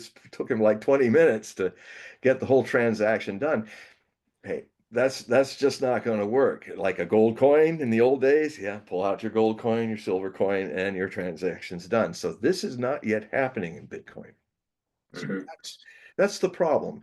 And what is interesting though is I'm more interested at the aggregate of how it drops and how it rises. It seems like it's harder and harder for it now to drop to the seller of 20,000. It's now dropping to like 50 or 70 or, it's. Well, right now it's trading at around 80 something, but it used to be at 100,000, but 109,000, but it's. But in an aggregate chart, you got the high bit, you got the low bit, but the way for everybody is if the high, low, high, low, high, low has this direction or this direction. I mean, this is the most simple way I can explain to everybody that doesn't believe climate change is happening. It is. But if you're looking at, oh, that was a hot winter, oh, that was a really cold winter, yes, that's true. But if you really got to look at it, it takes time. You've got to look at decades of data, and you've got to look at how for centuries now, especially in this new century, the aggregate is up, up, up. Yes, we had one of the coldest winters in the United States has ever had. But if you looked at everywhere else in Siberia, in Russia, in northern Canada, it was hot, breaking all records. But it just so happened we were this pool of blue cold in those maps that show the higher than normal and the lower than normal mass temperature. And we're still going to be a hotter year than last year. All right, we have another question. Do you think that Zelensky will really apologize, like recording a video like Trump asked? I didn't know that Trump asked for a video. I haven't heard that he did, but he did have a video that he put out anyway. I watched that. He did put out a video. No, I don't think the man knows how to. It takes a really wise and big person to understand when you've made a mistake, and I think he'd rather see Ukraine destroyed before he had to say he was wrong. Do you think that he'll do the deal with the rare earth metals? This is another one of Trump's. It looks like it's going here, but it's really about something over there thing that he's doing. And he half knows and doesn't know what it is. He half knows where it should go, but it's also good for him not to know so that he can have sudden insights of a complete different surprise change. That's Uranus in his Gemini. His Gemini is his kind of bipolar or multipolar self, the twins. If you've ever had people who are Geminis in your life or lovers that are Geminis in your life, I once I dedicated the book on Anthony Bourdain, I think it was that one, where I said I want to dedicate it to one of my girlfriends of the past, and who was a Gemini. I said thank you for, and my brother too, who's a Gemini. I said one thing I love about, I didn't name them, but I said one thing you learn when you're in love, in some love association with a brother or a girlfriend who's Gemini, is you always fall in love with a crowd. So there's there's a lot of, and then I put in some other books that I did that I often, when I'm dealing with Trump, actually it was the Trump book, the first Trump book I did, I dedicated to them. And then if I do another Trump book, I'm just going to quote a lot of famous Geminis in the opening and in the closing of each chapter. The two dominant ones would be Walt Whitman, the famous American poet in the Civil War times, and the German composer and dramatist Richard Wagner, who was also Gemini. And Wagner was a guy who would say, "I have to go through my demons to find my angels." And Walt Whitman is the man who famously quipped about contradictions, because all Geminis at some level or another are walking, talking contradictions. I agree with Walt Whitman. In fact, in my last life, I was a Gemini, so I kind of appreciate that. If you have your South Node, it's usually it shows you your last life, and it's in Gemini in my chart right now. Anyway, Walt Whitman said, "I am big enough to contain all contradictions." That's a classic Gemini genius speaking. And the problem with Geminis is just one last thing for the next question. Thanks for waiting for a moment. Is that um, I mean the problem with how people judge Geminis, mostly unfairly, is because what they'll do is they'll if it's a case of doing a special series on Richard Wagner's life, they'll most people will pick somebody like Richard Burton to play Wagner. He played Wagner. I love Richard Burton, but he's the absolutely last person I would ever choose to play Wagner because he's a melancholic um, Scorpio like me, uh, and brooding person. And actually, if you're going to take a Welsh actor that could have played him better, I think Anthony Hopkins, when he was younger, would have played Wagner perfectly as a mercurial surprise, this and that. You know, I mean, Trump isn't morose and serious. Yeah. Anyway, go ahead with the question. Yeah, there's a question here. Trump is calling for elections in Ukraine. Do you think that will really happen now or this year? And so Well, take a no, I mean, because the problem is, and this is where hopefully they'll get an education from the Russians. I mean, what happened is this President Zelensky kept in power and did not hold elections in 2023, because he was 2019 he was elected in 20, so it's an off year. And so when he let that go by legally, he became a dictator. I mean, what else would have happened if President Biden, if there was no Trump and there was nobody running, and then Biden just decided to continue being the president? He would, of course, he couldn't. I'm using that as a hypothetical because the people have to vote for you. If Ukraine's a democracy, which is one of the biggest jokes I've ever heard, sad joke, uh, what did Zelensky do? But when he really meant, he promised, he won 82% in 2019 because he said, "I'll even get on my knees and plead Putin to negotiate a peaceful resolution of this, which had been a civil war going on between Russian Ukrainians and Western Ukrainians, which tend to be a bit of right wing." The other thing too is that the biggest problem of the Ukrainian government is its deep state is run by very corrupt neo-Nazis. And and the other thing is that he would probably lose. That's the other thing. He talks about, oh, a lot. He probably, I think the polls, the way I hear people on the Ukrainian streets talk about him, they hate him. They think he's destroyed the country.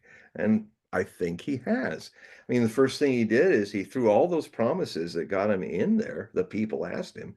He threw all those promises out the window when he suddenly had a little talk with all these big, brutish neo-Nazis from Right Sector and Azov Battalion and all these people who really are behind the scenes running this thing. And he's a perfect puppet because he's a Russian Ukrainian Jew. He even had to learn how to speak the Ukrainian dialect. He and basically they told him, and he said, "Okay, we're going to tell you what you're going to do. You're an actor. You're going to remain an actor. You're going to play the president. And if you go against what we're doing," and they said this, they said, "we will hang you on a lamppost in Kiev, maybe in Maidan Square. We'll hang you until you're dead." So they're really mean guys. So you got this problem in Ukraine that the Russians actually is one of the things they have to resolve to win this war is to denazify Ukraine. Now, there's two possible ways that could happen, but to your question, uh, the way things are going, I think what Trump is going to have to understand, he's going to have to step back and let Russia finish this war. And he's kind of getting there. He's so close to pulling the plug on the whole Ukraine project because it's not his, it's Biden's mess.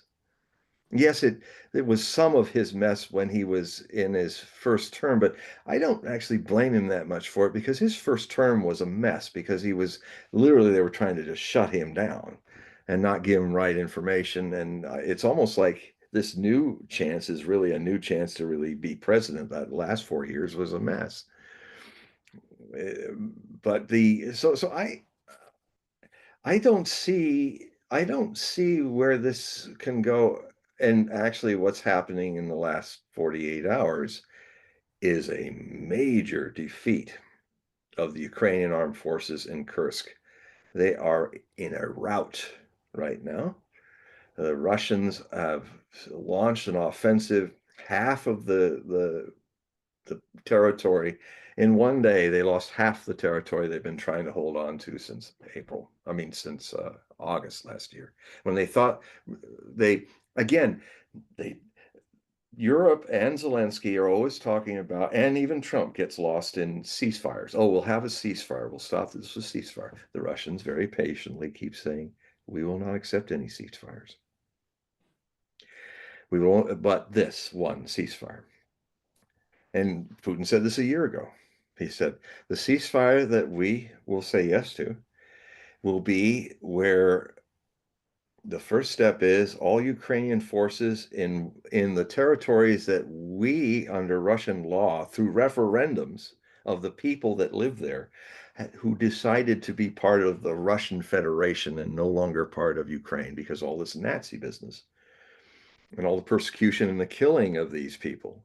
I mean, I saw it in hundreds of hours of footage where people were in the middle of this war in the Donbass region. The Russian Ukrainians were saying, well, why do you, the question that Patrick Lancaster, really good reporter, has been there. He lives there, speaks fluent Russian. He's American, former sailor. He would ask them, well, what in Russian? He said, what do you think the Ukrainians want? Why, and these people in their basements, in the ruins of Mariupol and all that, with a war raging above them, they look at him and just like characters out of a Dostoevsky novel, they would say, they don't want us. They want the land. They want the industries. Because that area is the most industrial part of Ukraine. They want the mines and the rare earths and the coal and all that. They don't want us. They're wanting to kill us. And they were thousands shelling them for 8 years. Cities, civilians. I've seen it. It's unbelievable. And so finally, these people, they wanted to join Russia back in 2014, but Russia was not capable of handling the sanctions and stuff that would cause. And they were right not to do it there because they were able when 2022 happened and the sanctions bounced back on Europe and America. So they basically, Putin says, in late 2022, they had referendums in all the oblasts, of Lugansk, Donetsk, in the Donbass region, with the industrial-based region, and the other two Russian majorities that were liberated, they think, in Kherson and Zaporozhye. They had a referendum in all of these places, and the vote by a large majority was to incorporate themselves into the Russian Federation. So as far as Russian law, and Russians are really sticklers about their laws, their law says that they're trying to liberate these Russian provinces since late 2022 from Ukrainian armed forces. So if there's a ceasefire called, the Russians will say, okay, within 48 hours, all Ukrainian forces have to leave the parts that they still keep of these 4 provinces. And then then we will occupy them, those 4 provinces, with our forces. And then we will not have any Europeans, no, well, unless they're outside of NATO, like Austria or something like that. But this whole war is being fought for the reason that Ukraine was the last step in a 30-year encroachment on Russia to become a member of NATO. And in 2007, Putin went to the Munich Security Conference and warned them. He said, you promise never to go one step east after the Cold War if we allowed Germany to unite. You guys have been encroaching upon us all this time. And we want to tell you that if you think you're going to bring Ukraine and the Georgian Republic into NATO, that's our red lines, and it could cause war. So they nodded and forgot about it, and then the following year, they started the process of Ukraine over years becoming a NATO member, and they actually trained the Georgian army to be a NATO member, and it started a war with Russia and South Ossetia, and the Russians came in 5 days to completely defeated that army, occupied Georgia for 5 days, switched off the Baku oil pipeline to Europe for a few days just to make a point that they could do this again, and then they left. Russians, when they tell you something, believe it. Don't say, oh, he doesn't really mean no. No, he's not a flighty, flaky Westerner. Russians, when they say yes, they mean it. When they say no, yet, they mean yet. And this thing Europeans have this retard button in their brains for 8 centuries where they just ignore that. They step into an invasion into Russia and get annihilated. The Teutonic Knights, the Charles XII and the Swedish Empire, the Livovian Polish Empire, the Napoleon Bonaparte in 1812 with the army of 20 European nations, followed by Hitler 129 years later with 3 million men. Now NATO doing exactly the same thing. The Russians see this and they say, you know, if you want a ceasefire, get out of these oblasts, but we're not going to see any foot of NATO in this place because you guys are the same invaders. We'll ask China or the army of Brazil or maybe the Indian army to be the peacekeepers. That's it. It's clear as light. Trump's closer to understanding that than anybody else. We have, we have Don on. I think he wants to say something. You got to be nice, Don. But before you go on, Don, I just to answer the question about the Bitcoin, someone was asking about it going, you know, if I thought that it was going to go up. My perspective on Bitcoin is that it has a very high correlation to equities right now, the S&P 500. And since the equities are going down, Bitcoin will continue to go down. Once we start to see equities moving up, then I think you're going to start seeing Bitcoin go up too. Can you briefly define for everybody what an equity is? The stock market, the typical stock market. So the S&P 500 sells equities. Those equities are stocks. And equities are defined as what? Stocks.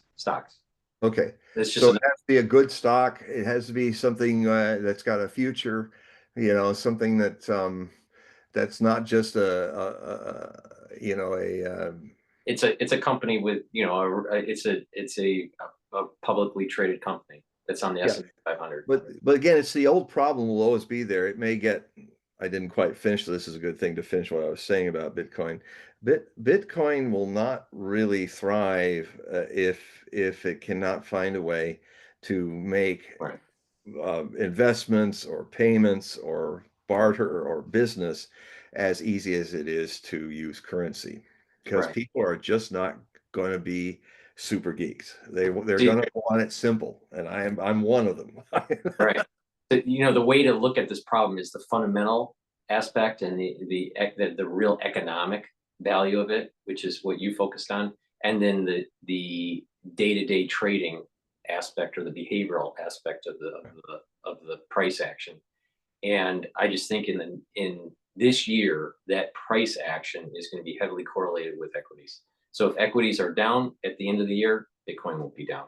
If equities are up, then Bitcoin will be up, independent of some of these other factors like I mean, the yeah, strength I of mean, the dollar or this reserve currency that Trump is trying to play out. I think well, I think he's going to end up coming up with it just being a mathematical gold.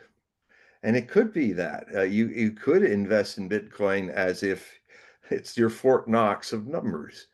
right.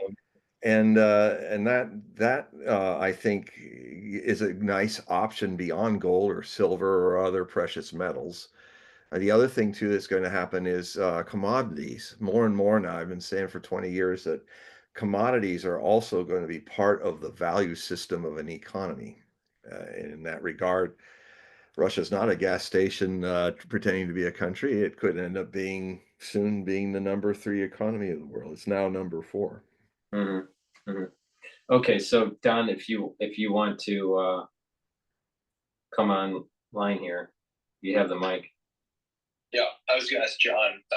The one thing we really haven't discussed was, I think, what Paul's been covering for a long time is the bioweapons programs, because that's, in my mind, like Pandora's box. Once you open that up, it's hard to put it back. And I think it was 1950s where, again, they made the claim that they could kill everybody in the planet for like less than $1. And if you think that somehow these power structures somehow will leave that development alone, do you not see, how do you see humanity coming to grips and trying to end this experimentation that's going on right now? And is there a way to put it back in the box? Well, the first thing I would say is there are no it's not something that absolute mindsets can solve. It's not that 1 or 0. It's either 1 or 0. It's a little bit like having a Gemini lover. You're going to have to get used to the crowd. Not is she going to be like this way or that way. There's a bit of an absolutist expectation that I sense in your question, and it's really the kind of thing that I could talk 10 hours about, but it's a question that's kind of hard for us to answer on the show, where there's so many other people have different views and things they'd like to Well, have talked to. let me phrase it a little bit differently, because one of the things that I see is this powerful group, these puppeteers, whatever you might want to call them, like some criminal syndicates, is that they sort of have a psychopathic tendency to try to want to control people so that they always understand what the future outcomes would be, because they never place a bet of which they can never know the outcome. And I see this movement from Orwell or an Orwellian sort of sense of control to Huxley and then the ultimate revolution with the pharmacological means, now to Harari with the idea of the hackable human. And it seems to me that's the direction we're going, idea of a hackable human. And I've started to see the conversations now developing. I think the person who's connected to RFK Jr. is talking almost as if, like the Amish, is there a way to opt out of this transhumanist movement?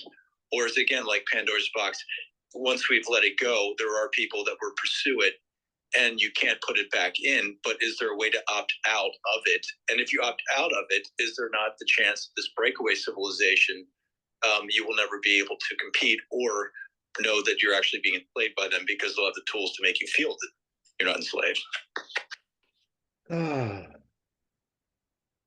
I think it's time to opt out of intellect. And the answer, intellect just keeps finding new things to figure out that create more problems and then figure out. It's like a pruning of a tree. The questions, it's the tree question, the tree that's called a question bush is where you have seeking answers, and there's all these, but there's too many questions. So you try to start pruning them, and what happens when you prune a question is there's 3 or 4 more. My approach is to it's not going to be solved by this merry-go-round of the mind. It will be solved by that which witnesses the mind. intellect is has its virtues, but intellect cannot observe itself. And but the intriguing thing is that a witnessing consciousness, which is not the mind.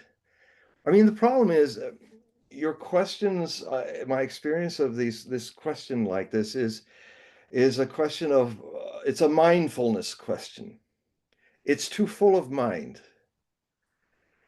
It's not. I would ask you to relax deeper and observe your mind functioning from a place of that isn't the mind.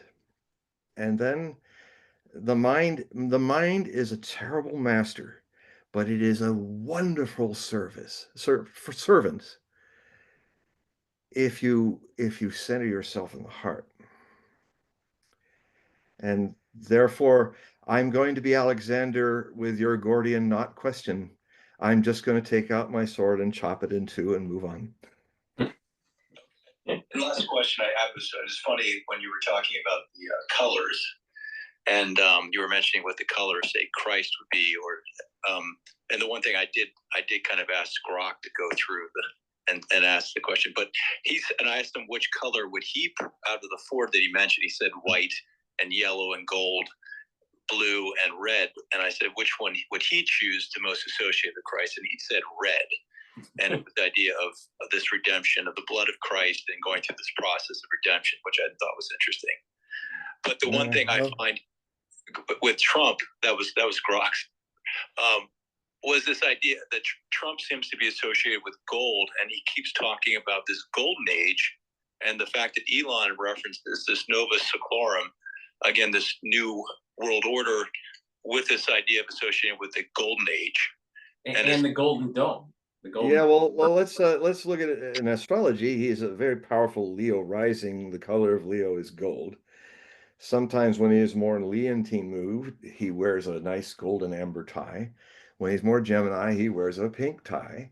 And then sometimes he wears the red, because Trump does know. I mean, I do it in my when I'm on TV, I wear the same uniform. Trump, the idea of, this is what, Hillary Clinton with all her different pantsuits in 2016 was a real bad move, whereas Trump was always in his red, white, and blue, red tie, white shirt, beautiful French indigo blue suit. And I say, well, I do that. I mean, I mostly do TV in a Renaissance kind of black or red, one of these. Because I look good in it, and my brand then stays the same. So it doesn't get all lost in Gordian Knottian things like Hillary Clinton did.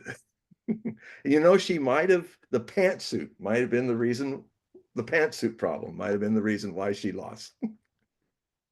But is your idea of the golden age, is that reflective of anything symbolically as not an idea? Okay. That's my answer. So it's just you have a wonderful mind. You have wonderful things that you do with your mind, but as wonderful as it is, it's also a Gordian knot. Well, there's times when people make associations that aren't really there. Yeah. I mean, you're pruning. I just when I try to think of trying to answer your questions, I mean, this is not the first time we've been doing this, but I keep thinking, gosh, it just gets more and more tangled. It goes from here to here to there in all really wonderful ways, until you're kind of suddenly, it's too tangled for me to untangle for you, because something deeper than the mind has to untangle it. So I'd simply cut it. Well, can I give you a Jewish perspective on this, John? Sure. All right. So the way I see it is that different eras will have a different type of Egypt. All right. Or a different slavery era. All right. And we are all worldwide in Egypt, and there's going to be a moment in time where there's going to be this mass exodus from the chains of slavery of the modern age. So, my take on this is that, yes, I'm concerned about 1984. I'm concerned about Brave New World. I'm concerned about the national security state and the overreach and the loss of constitutional freedoms. These are all legitimate concerns. But I also have the belief, I'm going to use the term belief, and hope that there will be an age, a messianic age, if we want to use that as a term, where all people will be able to get out of their Egypt, get out of their slavery. And during that process, because it's not going to be due to us, it's going to be due to a higher power that does this. It will unravel all this for us. So we don't have to worry too much about the puppet masters. In the immediate term, yes. But in the long term of, in the context of humanity, humanity is not going to unravel it. It's going to be this messianic age or Godhead or however you want to phrase it that does it for us, because we've created such a hell here on earth that there is a Godhead that fixes it for us. He goes, you know what? All right, you've gone to the abyss. You went right to the event horizon. You're about to commit suicide as a society, and I'm going to pull you back. And that's just I have some concern about this, but as a societal level, at a worldwide level, I think the Godhead will fix it all for us. Well, another way of looking at it with different words, but same more Eastern way of looking at it is the divine is the source of us. And the strange paradox is that it starts with somebody becoming a messenger, a Moses, a Moshe, a Zarathustra, a Jesus, a Buddha, a Krishna, whatever. I mean, just using this idea is where one among us, through an undividual experience, no longer divided, having retapped into the lost source, then teaches that source either through the Western way of a personification of the divine, or in that's a theist way, or an atheistic, luminous atheistic way, which is there is only the godliness. It doesn't matter the term. It is the same thing. That's the theory that each individual has to find. And the strangest thing is the way to untangle the Gordian knot is not through the mind as the master, but as the servant to the no mind, that which is not mind, which is this source. So the strange thing is that the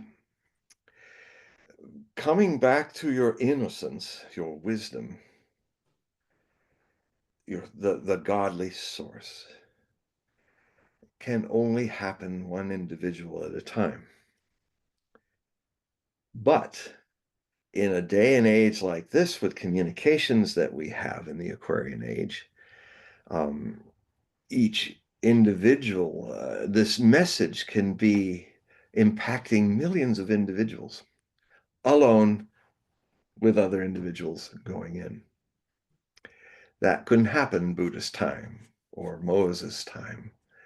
It really had to come out of one person. And so my solution is to get as many people understanding self-observation, no self-observation, to begin the journey of finding what your candle wick is all about, which is unlit right now. Everybody's candle wick's unlit. You see, the problem is the mind is such a wonderful tool, but the mind, if it's the master, is the barrier.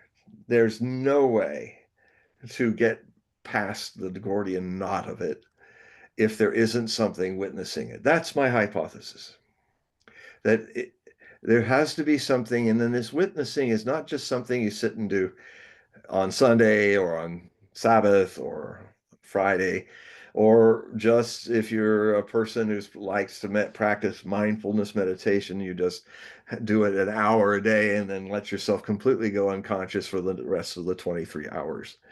What I'm talking about has to become a thread in every moment of your life, waking and sleeping, active or inactive. And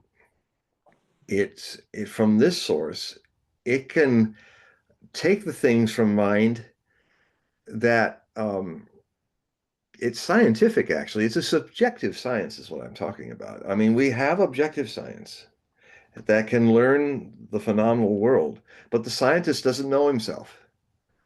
And that requires another science, which uses a scientific method to have a hypothesis. Is this thing that I am just a fantasy of chemistry in my brain, and when I die, it's all gone, like I never existed? The irony of that is that people who believe in that, I ask them, well, you're talking about nothingness, you're talking about oblivion. Where did you hear about these things but in this phenomenal life? When before you were born, you didn't know what nothingness or oblivion was. Did you? It's no. And so even to the atheists, I say, everything that you're saying to argue for atheism is from this phenomenal world and has nothing to do with what you brought into it. It just isn't, because because even nothingness is a concept of something. What if this that I'm talking about, if I were to even dare to come close, because no words can really grasp it, because it's bigger and smaller than any words can grasp. What if what I'm talking about absolutely doesn't exist, absolutely is not real at all, because it's even freer of that? Because existence is a thing. Non-existence is a thing. Something being there is a thing. Something not being there is a thing. But if you get the knack, you notice that there's something deep inside you that witnesses all these things and never changes, except that it's always eternally new. And it does not exist. Therefore, it cannot not exist. It's just not in the duality trap. And you can't name it because you are it. You will never see your own original face, because that's the source of seeing all the phenomenon that are not you, that are in this wonderful, amazing play of planets, totalitarianism, democracy, all this big cavalcade of different things dancing around that have this illusion that they exist and that they can solve their problems. They can't solve their problems because they are transitory. But there cannot be a knowing of that unless there's something in you that is eternal, that is the God spark, that is the source of the creator. And that everyone has. So with that, John, let me just remind the audience, in the description box, we have a link to John's website.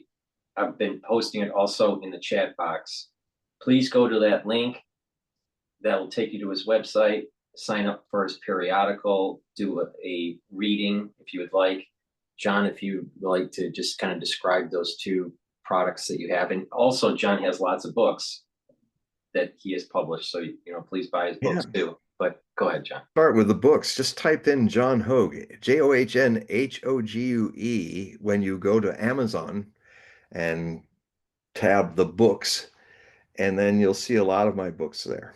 There are 52 of them. Not all of them are in Amazon, but I've published 52 books in 22 languages. And then if you want to sample some of my thousands of articles, then and new ones, then join the Hogue Prophecy Report. If you go to my website, hogueprophecy.com, that's HOGUEPROPHECY.com. If you just type in John Hogue, it'll prompt up on your search engines. There's that website is there to give you free samples of some full articles and some excerpts of other articles that I produce roughly a month in between 2 months, or maybe a little longer. And they're sent to you as a PDF file, fully illustrated, and then I send them via email to you from the email that you use or tell me to use after purchase with PayPal. And that, what we just touch upon in words here, there's just volumes and volumes of stuff and stories and all kinds of things and examples that I could apply in the writing format. So that's one way. The other way is to have a one-on-one with me with the same backdrop, my office, where and all over the world, I do these Zoom readings on Zoom where I use free astrology that you can get from astro.com for free to send me. Has a really great aspectarian, so I can quickly go through the aspects. And I do your astrology, your Kelly Blue Book of the human body mind vehicle is what your astrology tells us as your potentials and the things to work on, the things that will come easy to you, so forth. And then we go deeper. In a lot of the reading is really a trance reading. Well, not trance reading, but it's just an oracular reading where I asked the people that want to do a reading to just tell me their story, can share their feelings, and in that way, uh, I read you like I read the world. I start seeing the trends and things that you're saying that. And then I kind of can feel, okay, that's something that's happening. This is over there and not really happening. And it just starts happening, just like the way I go online to read the world, and the world is telling me all of its stories, presenting itself to me. And then I don't know how I do it. I was initiated into this by Osho, my master, in 1987 in India. And basically my work in this is my job is to do absolutely nothing.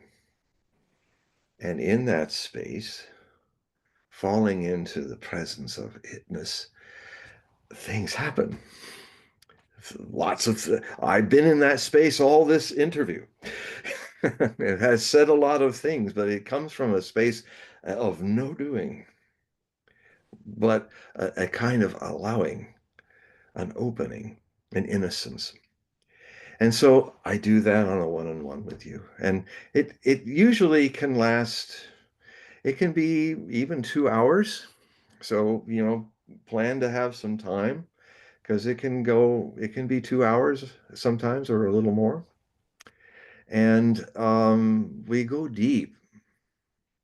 The other thing I do is that I have little breaks every 40 minutes, given using Zoom free has given me a device that I think is quite remarkable to experience objectively. Part of this reading is relativistic in time.